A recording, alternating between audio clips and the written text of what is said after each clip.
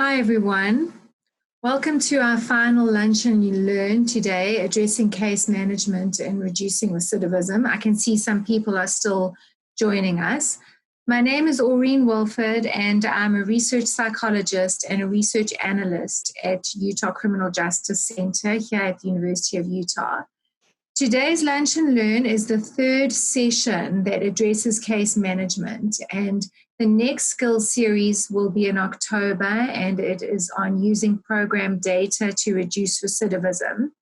And our final event will be held in December, and it's a reading group to discuss the second edition of this book, What Works and Doesn't in Reducing Recidivism. Also, for your information, these videos are being recorded and the recordings will be shared on the College of Social Work and Utah Criminal Justice Center's YouTube sites. CEUs are also available if you've attended all three of these case management sessions or you've viewed them. At the end of the session today, you can follow a short link to an evaluation and quiz.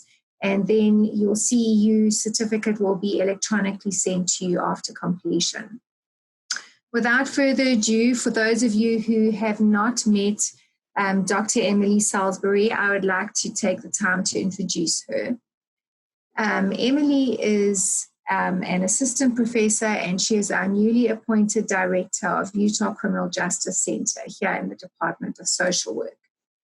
Emily is a trained criminologist. She has a master's in forensic psychology and a PhD in criminal justice from the University of Cincinnati. Her primary areas of expertise are in correctional rehabilitation, risk needs assessments, and understanding the unique needs and risks of system-involved women. Emily has co-developed the WERNA, the Women's Risk Needs Assessment Tool, and has extensive experience in training people on how to use and implement this gender-responsive tool. In today's session, Emily will build on last week's discussion on case planning, and I will now hand over the time to Emily. Aureen, thanks so much again for the introduction. So welcome back for our third session today. I'm going to go ahead and share my screen.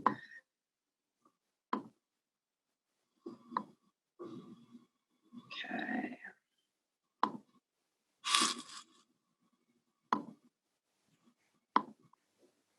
All right, so we're back for session 3. Again, just as a reminder of the learning goals, again, we're focusing in on these last two, applying case planning strategies using client risk and strength vignettes. We're going to talk about a different vignette today, and to start building your confidence and starting to create case plans with your own clients and the people that are on your caseloads. I'd like for today to try to be a little bit more interactive. I'm going to ask you a little bit more to put things in the chat box so that we can try to make it so that you're a little more involved. So we're going to talk about Ben today and the case study vignette that hopefully you received in an email. I believe you got that earlier today. So let me pull up Ben just quickly here. So Ben is a pretty high-risk offender, pretty high-risk person who's justice involved. Again, I don't have time to really go through the entire sort of vignette. I'm hoping that you had a chance to really read it, but he has a number of issues and he's incarcerated. He's been incarcerated for 3 months and completed the LSIR shortly after intake. Case manager immediately referred him to mental health services because he's been talking about some issues that he's been having around mental illness. Been diagnosed with paranoid schizophrenia, anxiety disorder, and was given medication by the mental health providers. So he's shown some marked improvement already, but he still has 33 months of his sentence that he needs to serve. So we need to kind of think about that in terms of the context in which we're working with Ben. So in terms of some of his needs, let me try to pop this out. Apologies there. So he's got a number of criminogenic needs that we could case plan around. Today, we're going to focus in on one of those antisocial personality characteristics and things that oftentimes get people in trouble. We're going to focus on anger and hostility today, and this issue of what he might have to do in order to try to reduce some of those issues around anger, because he's got some things. He's recently even said that he feels like he could harm somebody. So coming back to our slideshow. As a reminder, here's the case plan, right? So looks similar, obviously, to what we were talking about last week. And we're going to focus on, again, the criminogenic need of anger and hostility. And I wanted to just sort of ask you, remembering what a goal is something long-term, something that is not necessarily, doesn't have to be measurable, but something in the long run that we want to work with our client on, with Ben on. So I'm wondering if maybe some of you in the chat function could put in a goal for Ben. And of course, I can't really see my chat, so maybe this won't work real well. There we go. I see Q&A, but I don't see chat. There we go. Okay, I see Debbie, thank you. Increase anger management skills certainly could be one goal, absolutely. Anybody else? But maybe we'll move on because, again, I have limited time. Stay consistent with medications, okay. Could help the anger, certainly, but not necessarily going to, I advanced accidentally there. I put in manage anger with healthy coping skills. Now, for those of you that, for Anthony, staying consistent with medication certainly is something, but we want it to be about working on something around the anger, okay? What about a goal of building healthy relationships? It's not necessarily tied to anger and hostility.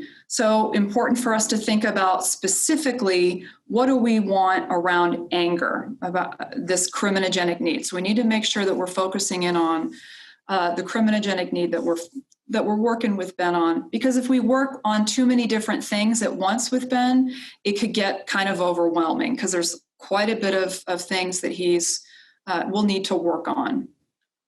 Yeah, creating and maintaining coping skills, identifiers of anger. Now we're getting into some of the tasks, right? So the goal itself is just manage anger with healthy coping skills, or some of the other things that were mentioned by other participants here.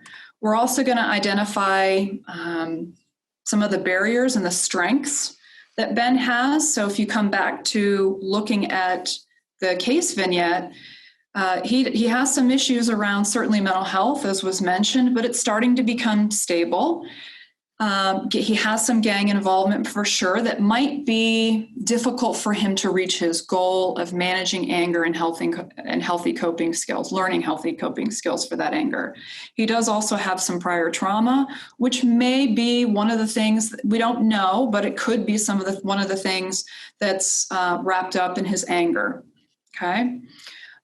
Strengths. He's involved with his child, Maria. He's concerned about his child, Maria. And that was shown in the vignette as well.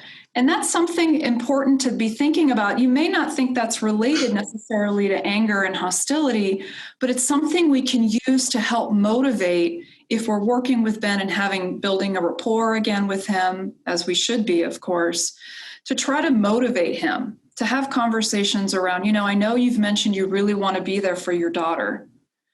Let's talk about how, your anger in the past has potentially,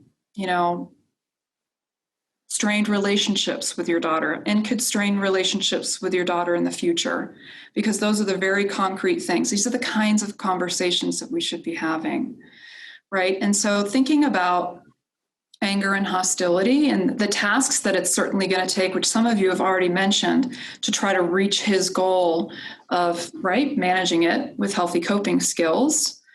I just wrote down a few that are examples, right? You could come up with a number of different things depending upon your own clients, but this is why it becomes so important to get to know your clients and to have the time.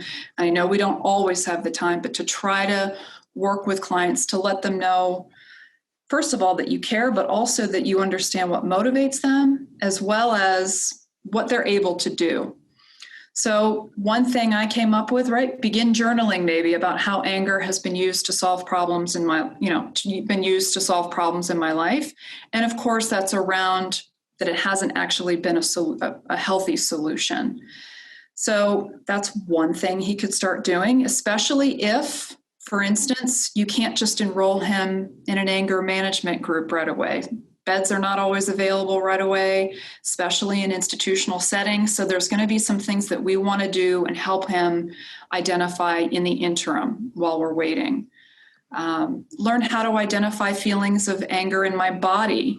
So this is something that, is part of working in anger management and helping people recognize the physiological responses so that they can understand how their body feels before they react, right, with anger.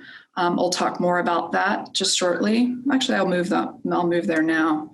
So, right, many of us forget that emotions are felt in the body. And so we might have Ben, give him a sheet with his body and help him sort of figure out where does he feel anger before he lashes out. Because people do feel it in different parts of their body. But for the most part, we know lots of people feel it sort of in their upper body, in their arms and their fists, all the way, through their torso too. So some of these things are really kind of useful to point out because people don't realize that these things can happen. Okay, so coming back to our case plan, we might also, of course, try to engage him. Try to also engage and enroll him in an anger management group if it's available for us in the institution. And then we have to talk about also the activities, right?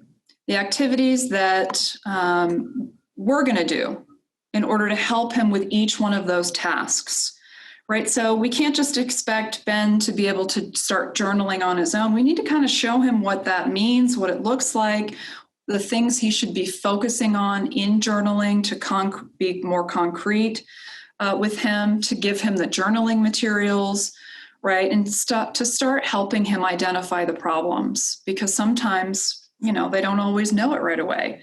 Again, we're doing this in collaboration with him. We're writing this as if we are going to give it to him. So you can sort of see here, right? The way that I've written this, learn how to identify feelings of anger in my body, because we're going to give this to him. If it's safe for us to give people a case plan or for them to take a picture of it, if we're out in the community, right, to take it with them so that they know and can come back to it in order to remember, of course, the tasks that they have to do. So maybe we demonstrate the body scan analysis, explain how emotions are felt in our body, really takes some time. And this may not happen all in the same session, right? There are different tasks that this is going to look like. And we work on a case plan, again, with the person that we're working with. It's not like we're just writing this down for them. We're working with them together. So I know, and of course we have a start date, the goal date, and then we're both going to sign it.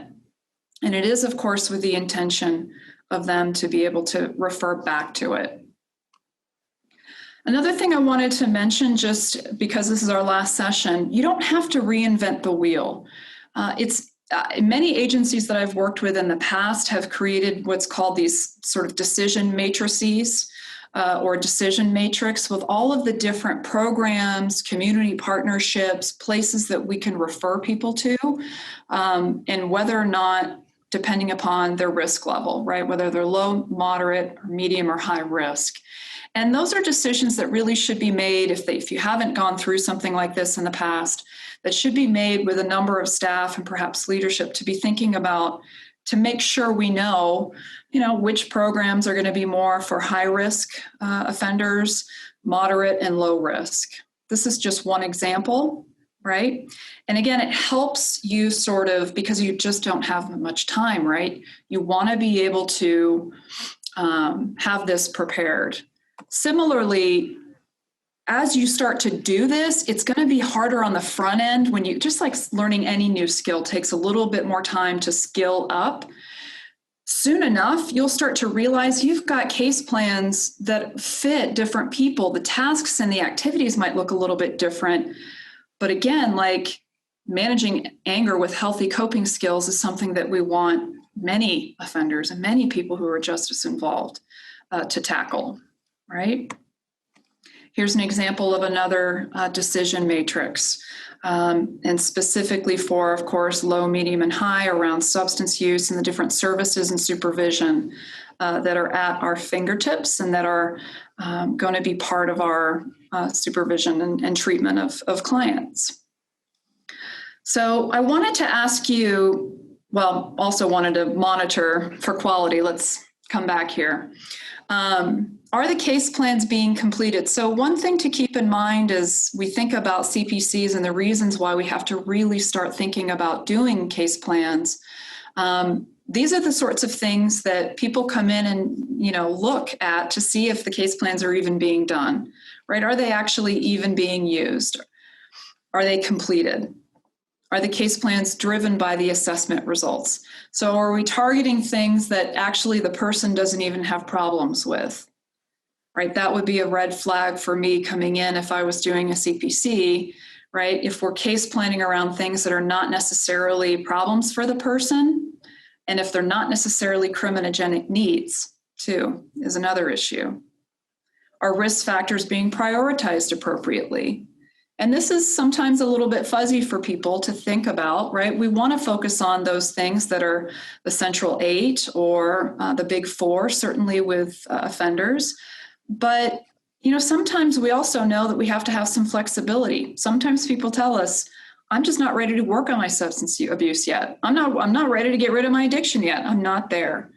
And that's meaningful because we want to be able to help people case plan around and work towards their goals that we know and have confidence in their ability to make a change. And if they have confidence in their ability to make a change in something that is, of course, focused on criminogenic needs, but maybe isn't the first thing that we think they need to focus in on, that's a conversation. That's a valid concern that comes from the client. Our responsivity factors are some of the barriers being addressed and considered in the case plan. Our strengths being identified and utilized, right? Not every risk assessment tool identifies strengths. So this is also sometimes an issue we come up against. So that's our job to start thinking about, okay, what are the, reframe our mind a little bit. What are the things that can be reframed as strengths for these folks? And that takes some practice, certainly too, especially if we've been in the business for a little while. Are the clients playing a collaborative role in the case plan process? Are we just trying to do it for them and problem solve for them? Or are we actually doing this jointly and in a collaborative sort of way? Are the tasks SMART? Remember what SMART means, right? Specific, measurable, achievable, realistic, and time-based. So those really need to be focused in on for the client's tasks. And then are the case planners using a variety of activities? It's not just the same thing and one thing that we're doing as case managers and case planners, right? You can be as specific as you want. And it's important also to show the client that we're doing things on his or her behalf. It's not just the client doing the work, although, of course, they are doing the heavy lifting. And are the case plans being updated? So the case plan document is a living document. It could change, situations change, people's risk levels change. We might be achieving some of the case plans, right? So when it's achieved, we obviously want to focus in on showing the client that, hey, look, we finished this. We reached our goal. We feel like we are here now. And how are those being updated? And they don't need to be updated all the time, but as needed. So the case planning really should be driving some of that decision-making with the client. Okay, I'm going to stop there. I know 20 minutes goes really quickly. I do want to open it up again for questions and concerns or how you think you can begin to use these skills in your own individual work. What's realistic for you?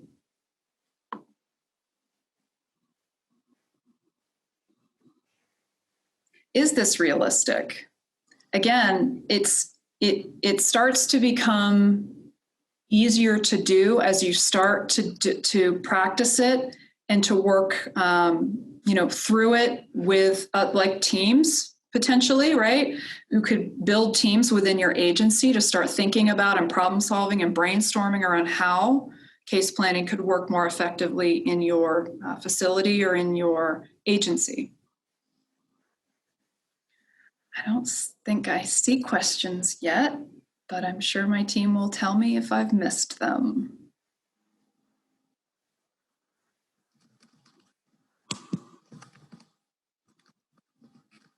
You got it? You feel like you've got a handle on it? Kathy, thank you. Our agency has their own assessment and treatment planning process, but we have now added the criminogenic needs to address from your lecture. Oh, awesome. That's good to know. Katie, if you have questions about that, excuse me, Kathy, your name's Kathy.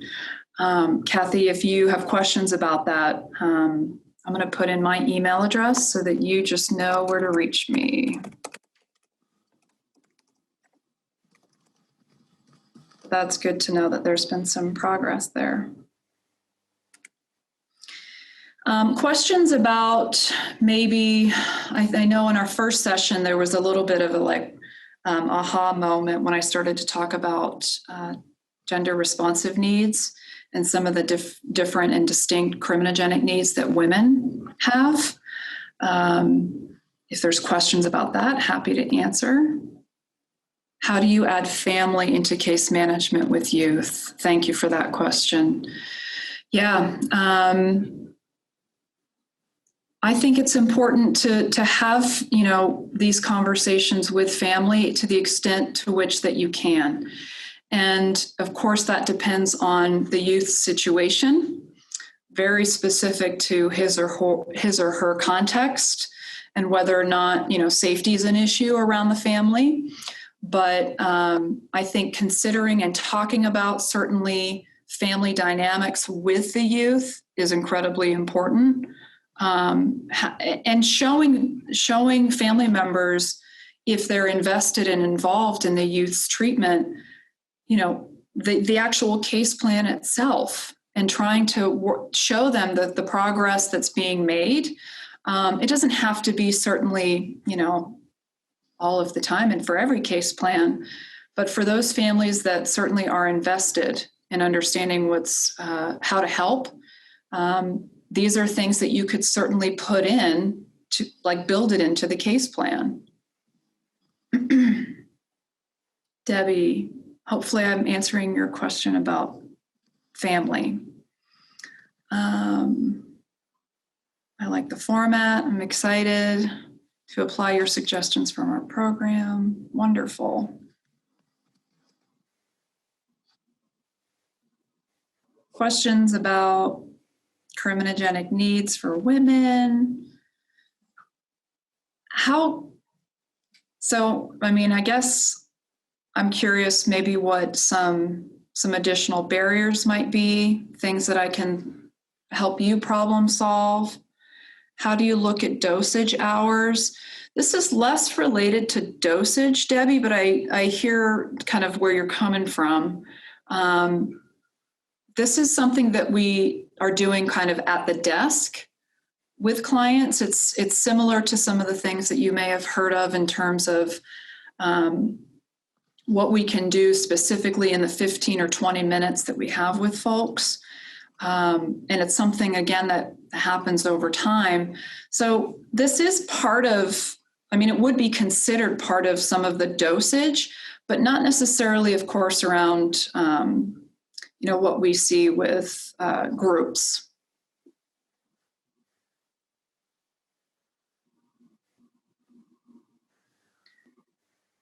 Let's see if I've got...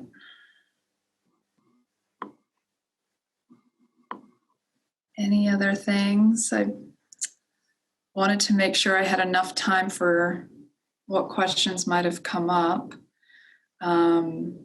If you want to try to go through a case plan on your own and send it to me, I'm willing to look at it and give you a little bit of feedback. I can't do it for all 30 participants or however many panel people we've got in the room, but I am willing to do it because this is one of the things, again, that's driving offender change. If we're not doing the case planning and really to its fullest potential, then we're missing opportunities for potential behavior change with folks. I guess if there aren't any additional questions, maybe we'll close out.